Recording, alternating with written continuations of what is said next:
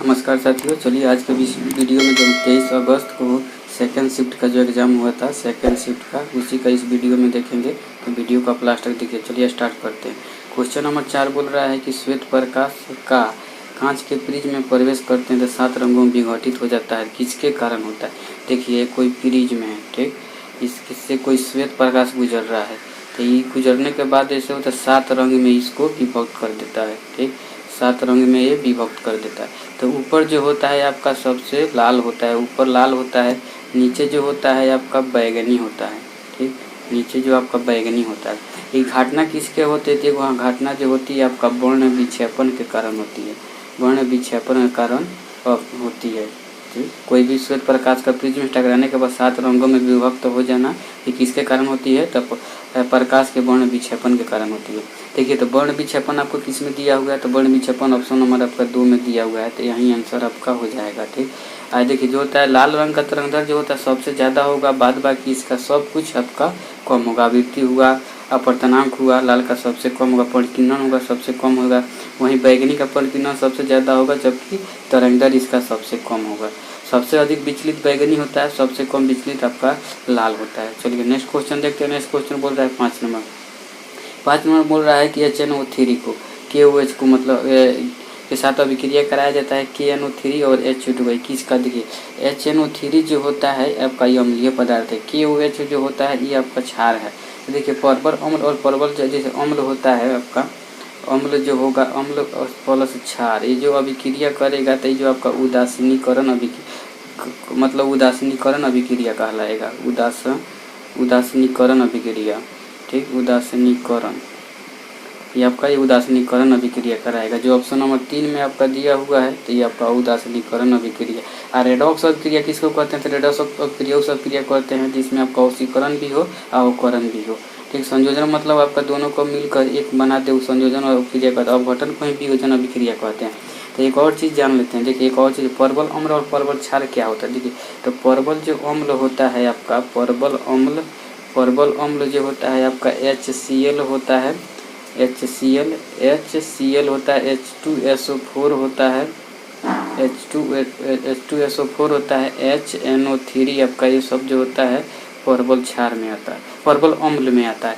वहीं परवल क्षार का बात कर ले तो परवल आपका क्षार जो हो जाएगा आपका KOH हो जाएगा, KOH हो जाएगा, NaOH हो जाएगा, NaOH, परवल आपका क्षार में आता है। चलिए नेक्स्ट क्वेश्चन, इसका तो सही आंसर आपका उदासीनीकरण अभिक्रिया हो गया। चलिए नेक्स्ट क्वेश्चन देखते हैं। नेक्स्ट क्वेश्चन बोल रहा है कि शक्ति दिया हुआ है P, धारा दिया हुआ, प्रतिरोध दिया, विभवांतर दिया है, इसमें गलत संबंध कर। तो शक्ति बराबर जैसे P बराबर जो होता है आपका VI होता है, I² होता है, V² होता है। तो देखिए तो 3 को ये हो गया। अब देखिए कौन सा नहीं होगा, तो ऑप्शन नंबर में पहले का तो I² ही नहीं होगा, तो ऑप्शन नंबर यहीं आपका सही आंसर हो जाएगा। चलिए नेक्स्ट क्वेश्चन देखते हैं। नेक्स्ट क्वेश्चन बोल रहा है कि गोलीय दर्पण के ध्रुव और फोकस के बीच, लिए कोई भी आपका ये दर्पण है पर इससे प्रकाशीय अक्ष है, तो ये आपका F हो गया, ये आपका C हो गया। तो बोल रहा है कि ध्रुव और फोकस के बीच की दूरी को क्या कहते हैं? तो ये होता है फोकस किसके बराबर होता है? तो आपका रेडियस के आधा के बराबर होता है। ये ऑप्शन नंबर 1 में दिया हुआ है, यहीं आपका आंसर हो जाएगा। नेक्स्ट क्वेश्चन देखते हैं। नेक्स्ट क्वेश्चन बोला है कि गोलीय दर्पण का वस्तु के दोगुना आकार का वास्तविक उल्टा प्रतिबिंब बना रहा है। देखिए लेंस है, वास्तविक उल्टा यानी कि निगेटिव साइड बना रहा है। तो लेंस के द्वारा उत्पन्न आवर्धन क्या होता है? आवर्धन भी आपका निगेटिव, यानी कि जैसे वस्तु दूरी, तो वस्तु दूरी जो है आपका निगेटिव होता है। उसके बाद प्रतिबिंब भी आपका निगेटिव बना रहा है, तो प्रतिबिंब भी आपका निगेटिव बना रहा है। तो इसका दोनों का निगेटिव M बराबर जो हो जाएगा, लेंस में आपका V/U होता है, V/U हो जाएगा, तो निगेटिव कट के पॉजिटिव आ जाएगा, तो वहीं आपका आंसर आपका हो जाएगा। आंसर कौन सा होगा आपका? निगेटिव हो जाएगा, निगेटिव वाला, ठीक। तो आंसर आपका जो हो जाएगा B नंबर हो जाएगा, ठीक।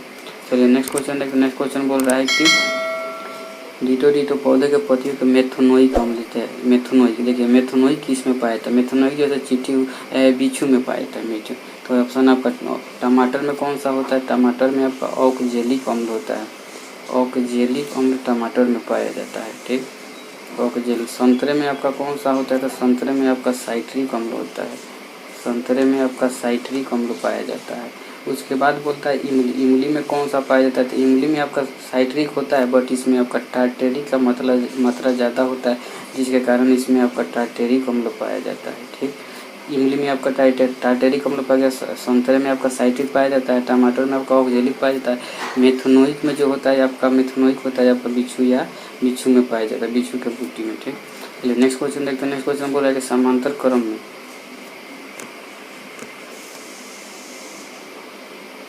तीस नंबर क्वेश्चन बोल रहा है कि आपका देखिए समांतर क्रम संयोजन में संयोजित कई प्रतिरोध, ठीक, तो कथन कौन सा आपका सही होगा। ठीक, देखिए सभी प्रतिरोध दिए गए बिंदु के बीच होते हैं। ठीक, उसके बाद बोल रहा है कि परिपथ तुल्य प्रतिरोध व्यवस्थित प्रतिरोध से अधिक होता है, प्रत्येक प्रतिरोध टर्मिनल के बीच में विभवांतर होता है। तो देखिए बोल रहा है कि समांतर क्रम संयोजन कई प्रतिरोध आपका दिया गया है, तो देखिए इसमें जो होता है आपका जो प्रतिरोध के बीच में बिंदु के बीच में होता है, तो ये ऑप्शन आपका सही हो जाएगा। और उसके बाद बोल रहा है परिपथ का तुल्य प्रतिरोध विशिष्ट प्रतिरोध से अधिक होता है। देखिए कोई भी अगर 2 ओम का है और 3 ओम का है, इसका हम समांतर क्रम में आर इक्विवेलेंट निकालते हैं, तो 1/2 हो जाएगा, ये होगा 1/3। तो इसको ओवर हम जोड़ते हैं तो आ जाएगा मेरा 5/6 आ गया। ठीक, इसको आर को हम रिवर्स करते हैं तो आर जो है मेरा 6/5 आ जाएगा। इसका वैल्यू मेरा हो जाएगा 1:2। तो देखिए तो इसका तो बोल रहा है कि विशिष्ट प्रतिरोध से अधिक आएगा, जबकि अधिक तो आया ना 1.2 आ गया, यानी कि न्यूनतम से न्यूनतम हो गया, तो ऑप्शन ये आपका गलत हो जाएगा, दूसरा गलत हो गया। प्रत्येक प्रतिरोध में विभवांतर भी होता है, यानी विभवांतर उसके समान होता है, तो ऑप्शन नंबर 1 और 3 ये सही है और 3 सही है।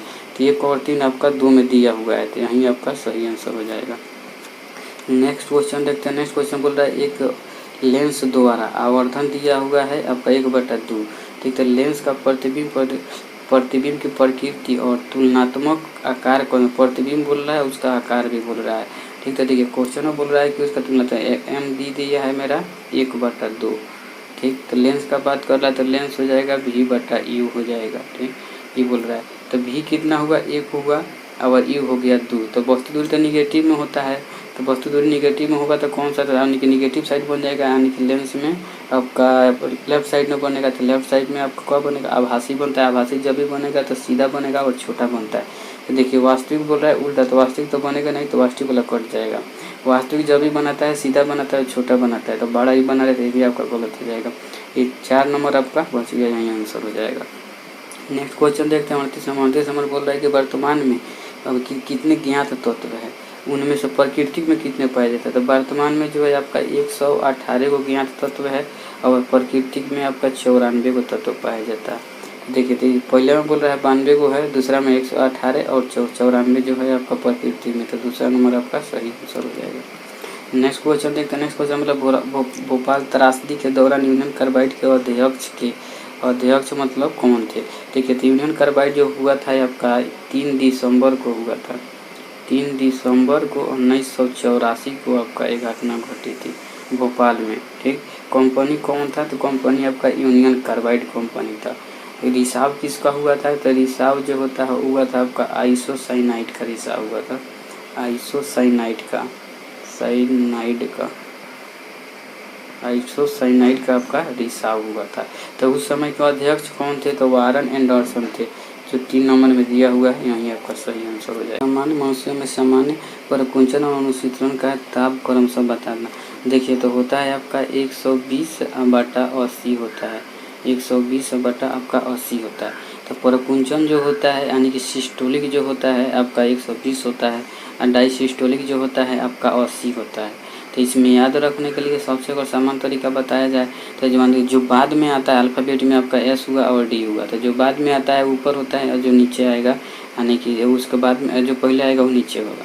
हिंदी में बात कर लें तो हिंदी में अनुशीतलन का मीनिंग बड़ा है तो इसका छोटा वाला होगा, परकुंचन का जो है आपका छोटा है तो इसका बड़ा वाला होगा।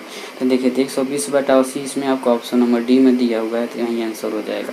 नेक्स्ट क्वेश्चन देखते हैं। नेक्स्ट क्वेश्चन बोल रहा है कि क्रमशः 40 वाट 60 वाट 100 वाट के रेटिंग वाले 3 बॉल ABC 220 वोल्ट के वोल्टेज स्रोत के समांतर क्रम में संयोजित किया तो अधिकतम दीप्ति के साथ चमकने वाला कौन सा, अधिक को चमकेगा कौन। देखिए जो जिसका वाट आपका ज़्यादा होगा वो ज़्यादा चमकेगा और ज़्यादा विद्युत भी खर्च करेगा।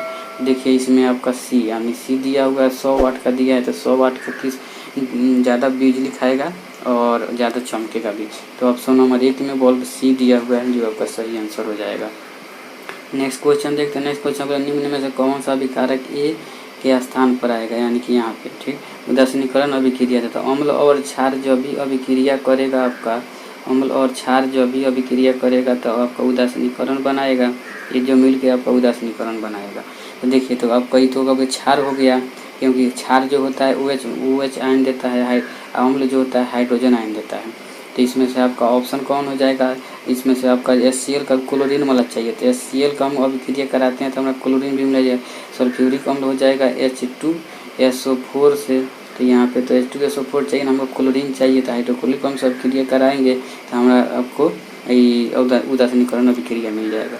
चलिए नेक्स्ट क्वेश्चन देखते हैं। नेक्स्ट क्वेश्चन निम्नलिखित में से कौन सा वायु प्रदूषण का एक प्राकृतिक स्रोत है। देखिए ज्वालामुखी है, ऊर्जा संयंत्र है, लकड़ी का जलना, वाहनों से निकलने वाली धुआं, यानी कि वायु के प्रदूषण का एक प्राकृतिक स्रोत है। तो प्राकृतिक स्रोत कौन सा हो जाएगा आपका, तो यानी कि ज्वालामुखी का विस्फोट होना, ये जो है आपका प्राकृतिक में आता है। लकड़ी का जलाना आपका प्राकृतिक नहीं है, वाहनों से धुआं निकलना ये भी प्राकृतिक नहीं है, ऊर्जा संयंत्र, तीनों जो है आपका प्राकृतिक नहीं है। ये वाला ऑप्शन आपका प्राकृतिक रूप से सही हो जाएगा। चलिए 70 नंबर देखते हैं। पहले चरण के आरंभ में ऑक्सी अनऑक्सी श्वसन के दौरान ठीक उत्पन्न वनिष्ठ उत्पाद में कौन सा है। तो देखिए बोल रहा है कि पहले चरण में ऑक्सी अनऑक्सी श्वसन के दौरान जो होता है आपका पाइरुवेट अम्ल का विघटन होता है। तो ऑप्शन नंबर आपका जो होता है पाइरुवेट का विघटन लैक्टिक अम्ल के रूप में हो जाता है। तो पहले चरण के आरंभ में अनऑक्सी श्वसन का दौरान जो होता है आपका लैक्टिक अम्ल का निर्माण होता है उत्पाद के रूप में। तो ऑप्शन नंबर आपका 3 हो जाएगा। पाइरुवेट मतलब विघटन होता है, मतलब टूट कर लैक्टिक अम्ल में आ जाता है। निम्न में से किस जीव की सबसे छोटी आंत जो होती है अपेक्षाकृत लंबी होती है। देखिए छोटी आंत जो होती है आपका शाकाहारी की होती है, शाकाहारी की होती है। शाकाहारी की क्यों होती है, क्योंकि वो घास ओस खाते हैं तो सेलुलोज को पचाने के लिए शाकाहारी की जो आंत होती है लंबी होती है। तो इसमें देखिए शाकाहारी कौन है, मनुष्य जो देखिए, उसके बाद मनुष्य है, शेर है, बाघ है। तो मनुष्य सर्वाहारी में आता है, बाघ मांसाहारी हुआ तो बचा है गाय। तो गाय का छोटी आंत लंबी होती है, ऑप्शन नंबर 2 सही हो जाएगा। नेक्स्ट क्वेश्चन देखते हैं 76 नंबर बोला अभिक्रिया के दौरान आपका देखिए पोटेशियम हाइड्रोक्साइड का जलीय विलयन और नाइट्रिक अम्ल का भी जलीय विलयन, दोनों का जलीय विलयन अभिक्रिया का सोडियम नाइट्रेट का विलयन बनाता है और जल देता है। देखिए इसमें किसमें आपका ऑप्शन नंबर 2 में आपका जलीय विलयन दे रहा है पोटेशियम हाइड्रोक्साइड का, HNO3 का यहाँ पे न दे, तो ये ऑप्शन नंबर 3 बोल रहा है जलीय विलयन। देखिए पोटेशियम हाइड्रोक्साइड का ये जलीय विलयन है और उसके बाद नाइट्रिक अम्ल का आपका जलीय विलयन अभिक्रिया करा के आपका क्या बना रहा है, सोडियम नाइट्रेट का जलीय विलयन बना रहा है और जल भी दे। तो ऑप्शन नंबर 3 इसका सही आंसर हो जाएगा। नेक्स्ट क्वेश्चन देखते हैं, यानी कि 79 बोल रहा है कि अष्टक नियम केवल कैल्शियम तक मानते हैं।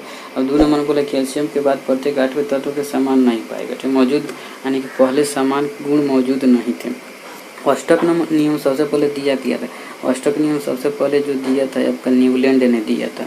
अष्टक नियम न्यूलैंड ने दिया था, कितने ईस्वी में दिया था, तो इन्होंने आपका 1963 में दिया था, ठीक न्यूलैंड ने। उसके बाद बात करें तो ये बोल रहा है 3 का जो नियम जो था आपका कहाँ तक लग रहा है, हाइड्रोजन से शुरू होता था, थोरियम पर अंत हो जाता था। और अष्टक नियम आपका कैल्शियम तक ही मानता, कैल्शियम के बाद अष्टक नियम फॉलो नहीं करता था। तो ऑप्शन नंबर 2 पहला जो है आपका सही है, क्योंकि कैल्शियम तक मान था। और उसके बाद बोल रहा है कि ये उसके बाद में कैल्शियम के बाद इस अष्टक नियम को फॉलो नहीं किया, ये भी आपका सही है। अब देखिए बोल रहा है दोनों कथन सही है 2 नंबर में, और कथन 2 कथन एक का सही व्याख्या है। तो ऑप्शन नंबर आपका 2 सही हो जाएगा। चलिए नेक्स्ट क्वेश्चन देखते हैं। नेक्स्ट क्वेश्चन बोल रहा है कि 83 नंबर कार्बन में कार्बन के अन्य परमाणु के साथ बंधन बनाने की अद्वितीय क्षमता होती है, ठीक अद्वितीय क्षमता बंधन तो बनाता है कार्बन का जो कैटायन का गुण। तो ऑप्शन नंबर आपका दोनों सही हो जाएगा। कार्बन जो होता है मजबूत बंधन भी बनाता है और छोटा बनाने के कारण वो मजबूत होता है, कैटायन का भी गुण उसमें पाया जाता है। नेक्स्ट क्वेश्चन बोल रहा है 87 नंबर बोल रहा है कि नारियल के छिलके में मौजूद कौन से ऊतक कठोर से कठोर और दृढ़ बना। देखिए एस्क्लेनेकाइमा हो जाए तो नारियल के आपका जो होते छिलके में आपका उसको कठोर और दृढ़ उत्पन्न होता है, एस्क्लेनेकाइमा इसका सही आंसर हो जाएगा। चलिए नेक्स्ट क्वेश्चन देखते हैं। नारियल के छिलके वहीं वाला एस्क्लेनेकाइमा इसका भी आंसर हो जाएगा। चलिए बोल रहा है कि निम्नलिखित में से कौन सा वायरस का उदाहरण है। देखिए तो HIV आपका वायरस है, एड्स जो है ये आपका बीमारी है, ठीक, ये आपका बीमारी है। सही आंसर आपका ई हो जाएगा। एंथ्रेक्स आपका जीवाणु के कारण होता है, जीवाणु के कारण होता है, जंतु में होता है। किस में होता है? तो आपका जंतु में होता है, ठीक, जंतु में होता है। उसके बाद बोला है फिलीपांव। फिलीपांव को हम लोग फाइलेरिया भी बोलते हैं, फाइलेरिया, फाइलेरिया भी बोलते हैं फिलीपांव को। तो एड्स जो बीमारी है उसका वायरस कौन सा है? तो HIV आपका सही आंसर हो जाएगा। चलिए नेक्स्ट क्वेश्चन देखते हैं। नेक्स्ट क्वेश्चन बोल रहा है कि भूपेश को कुछ फसल के यानी कि विफलता का सामना करना पड़ा, ठीक। उसने मिट्टी की जांच कराई तो उसका pH जो होता है 11.6 यानी कि क्षारीय में प्राप्त हुआ। तो वो बोल रहा है कि अपने कृषि क्षेत्र में मिट्टी के उपचार के लिए निम्नलिखित में से किस जैविक का उपयोग करता है? तो आपका जिसमें 4 जगह देखिए Al2-3 का प्रयोग करता है, जो ऑप्शन नंबर आपका 4 सही आंसर हो जाएगा, ठीक। देखते हैं आपका नेक्स्ट क्वेश्चन 98 में बोल रहा है कि आपका एक सीधे धारावाहिक चालक में कौन सा कथन सही होता है? विद्युत चुंबकीय बल रेखा चालक जो यानी कि युक्त संकेंद्रीय वृत्त होती है, जैसे संचालक से दूर जाते हैं विद्युत परिवर्तन बढ़ती है। चुंबकीय क्षेत्र की दिशा दाएं अंगूठे का नियम देखिए, चुंबकीय क्षेत्र की दिशा जो होती है अंगूठा से निर्धारित की जाती है, भी आपका सही है। ये कोई चुंबक है, ठीक, ये हो गया नॉर्थ पोल, ये हो गया साउथ पोल। तो इसमें अगर विद्युत धारा जाती है तो इसमें जाती है, फिर बाद में आके आपका वृत्त का निर्माण कर देती है, ठीक, वृत्त का निर्माण। तो पहला आपका सही हो गया, दूसरा चालक से दूर जाता प्रबलता आपका घटती है, ये आपका गलत हो गया, ठीक। उसके बाद चुंबकीय क्षेत्र के दिशा अंगूठे 1 और 3 जो है आपका सही आंसर हो जाएगा, जो ऑप्शन नंबर में दिया हुआ है, ठीक। दूर जाने पर प्रबलता घटती है न कि बढ़ती है। अंगूठा जो होता है आपका बल का गति का दिशा बताता है। तर्जनी जो होता है चुंबकीय क्षेत्र के बताता है। मध्यमा जो होता है विद्युत धारा का दिशा बताता है, ठीक।